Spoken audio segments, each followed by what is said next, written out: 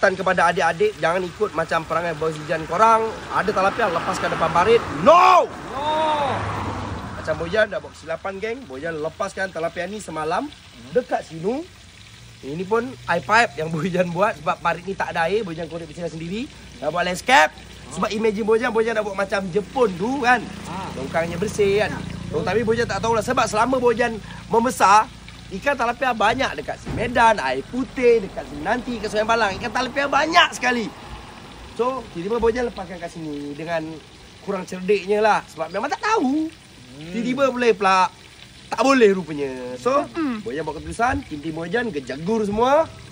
Yang bawah kasih angkat naik. Kita masukkan kat sini, lepaskan kat sini kan. Sol lah dia.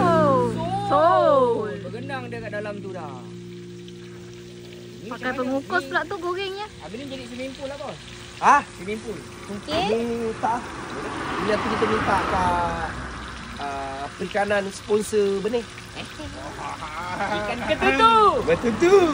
Aloi Arwana. Boleh tuan-tuan dan puan-puan. Sponsor sikit. 300 ekor. 300 ekor. Makan-makan. Sedap ah, kenyang ah. Sangat. Dari makan semalam makan kat lantai, kat rumput. Hari ni kita makan kat tanah merah pula. Tak ada mana satu ni. Sama je colour dia ni. Bos, di tepung ke tanah? Geng.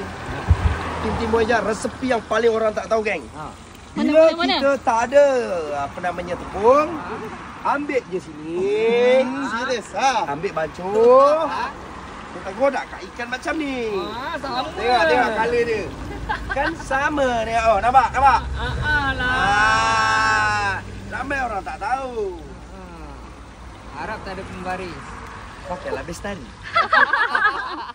Nanti ramai pembaris. No Pak Karim. Oh,